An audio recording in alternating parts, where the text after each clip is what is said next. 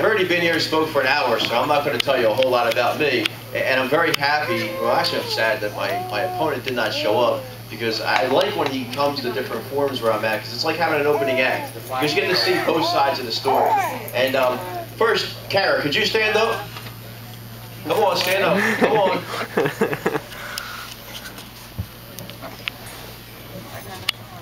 See the shirt she has on? Look at that. This is the longest I've stayed still in the last 11 months. Okay, we've been on the run. Actually, when I first started out and met Jesse and his wife, she was just a little bit pregnant. Now look how big her child is, and that's how long we've been doing this. And trying to get the message out. And basically, you know, when I'm running against a guy who's been sheriff for 15 years, you know, getting name recognition, getting face recognition, and getting both together, it was my goal. And I think I've done a really good job. And the rumors that you've heard that I have a twin or I'm a triplet isn't true. It's only me. It's only me. I've been everywhere I could possibly be. Some of the things that I like to talk about. First, Sheriff McGettigan is very, very proud of the fact that he's getting his pension and his salary for the same position. Matter of fact, he was on the radio 3 times yesterday talking about it, and as we all know, it's perfectly legal. But it's a loophole, and my opinion is that it's unethical and it's immoral, and he shouldn't be taking a pension and a salary for the same position. And I pledge to you that when I'm eligible for my pension, I will not accept it until I'm retired. Pensions are for people who are retired. Another thing, pay to play. You know, the county passed an ordinance last year, and as a matter of fact, Sheriff McGettigan was one of the guys that was behind it and was all for it. And now you come to find out that last year when he ran against Denny Levinson, he violated the policy. And our chairman of our party signed a complaint against him. Actually, he'll be arraigned on it this week.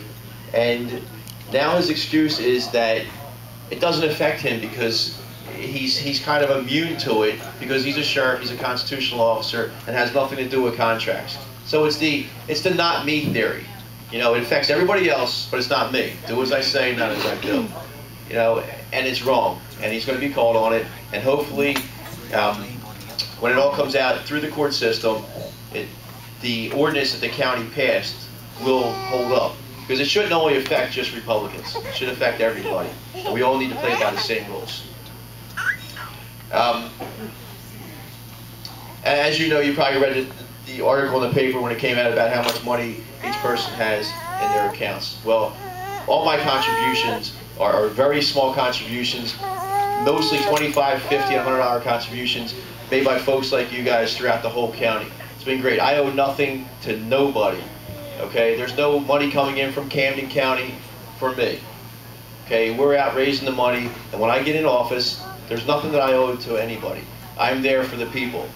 Okay, I want to be the sheriff for the people, by the people. And there's things that we need to take care of. As you know, with Sheriff McGettigan, he was the only person that would swear in Craig Calloway.